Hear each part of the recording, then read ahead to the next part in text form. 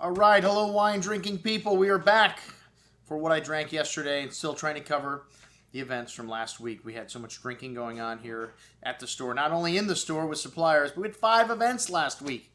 Whew, I needed the week off this week.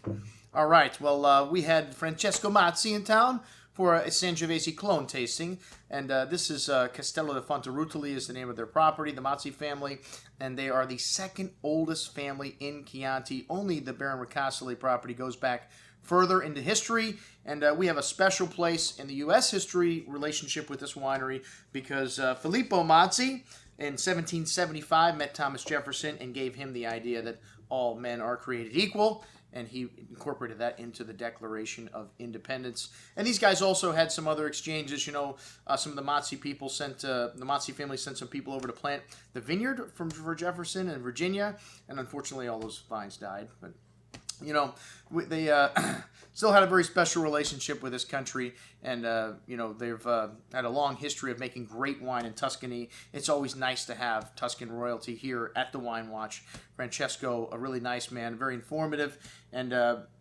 you know, when the craze was to create super Tuscan wines in the mid-1990, Mazzi resisted and said, you know, this is Chianti.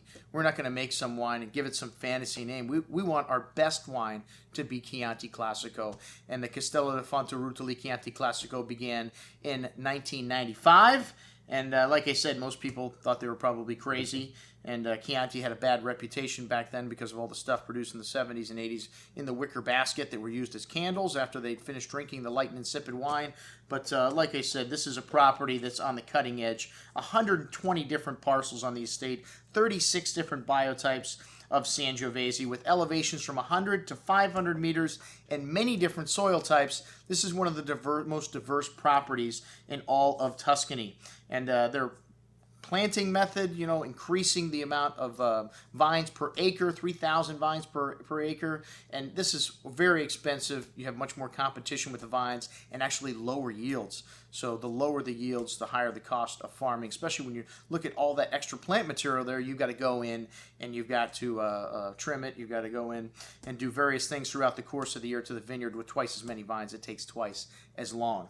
All right, well, all these things have put these guys into the limelight with every major critic from the Gambero Rosso, the Wine Spectator, the Wine Advocate, you know, giving them more awards than almost any other winery from Tuscany. But hey, the proof is in the pudding. One of the great things about this property is Francesco goes around and travels the world telling people why this wine is one of the great wines of Tuscany. And to me, that is the most important thing in this business. You know, you can get all these accolades from all these publications, which is great. But when you have the passion and dedication like the Mazzi family does, there's nothing that can stop you from being on the top for a very long time. All right, well, we had 5 different clonal selections, 5 different parcel selections, rather, from the Fonterutoli property here. The first one was Vigna Pian del Merlot, and we kind of went from low to high on the property. So the most concentrated wines he showed us first. And this section producing a very powerful Sangiovese, more dark berry fruit with this, a warmer client, kind of the backbone of the structure, that black plum and black raspberry fruit. And this is where the Siepi comes from. They do have a super Tuscan wine. Sorry, I made them sound like purists, but they did come up with a super Tuscan that's Merlot and Sangiovese, about 50-50. And nice mixture of clay and limestone in the soil. You get that lovely minerality in this wine as well, but definitely the richest and fruitiest component. The Vigna Piero Caggio, which was the second wine we had, and also a lower elevation wine. Lovely ripeness in this wine, power and elegance. That dark plum and black cherry fruit showing some nice fresh earth qualities about this too. Deeper soils, has a nice rustic quality to it, but again, you know, more forward fruit in this clone or this parcel section here. Big but elegant at the same time. The Vigna Casa Belvedere, this is very rocky soil type here. 5 different clones of Sangiovese, focusing on being more elegant, more finesse, and a little brighter acidity, finer tannins, some nice peppery spice to this wine as well. A very complex bouquet, some of that clay-like minerality showing through as well, and it's a nice, smooth, silky texture. A little sage and porcini thrown in there. This site's got this lovely warm wind that helps to ripen the grapes late in the season. The Vigna Sant'Antimo, this is the most picturesque site on the whole property. A very steep vineyard with pronounced minerality, a lighter red berry fruit, wild strawberry. There's 6 different clones or biotypes of Sangiovese on this site.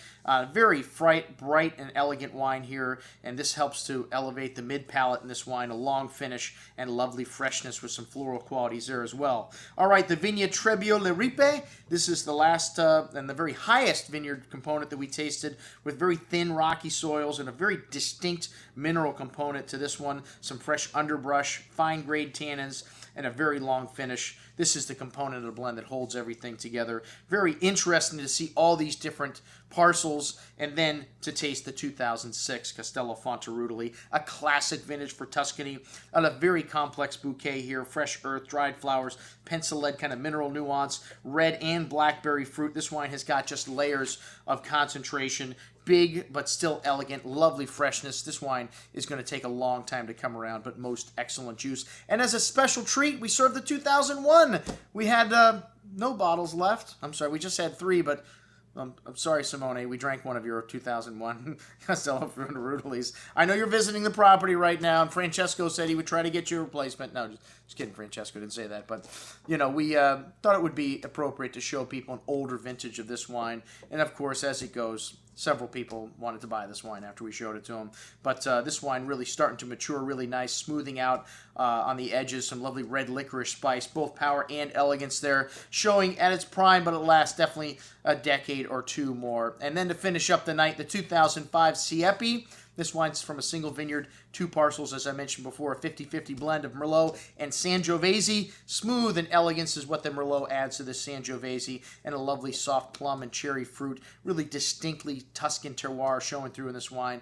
A lovely balance and a lovely forward nature. Drinking beautifully right now. That's what we had to drink with Francesco Mazzi at our Castello di fonterutoli tasting. I'm your host, Andrew Lampasoni, signing off for the Wine Watch, saying remember, always drink the good stuff first.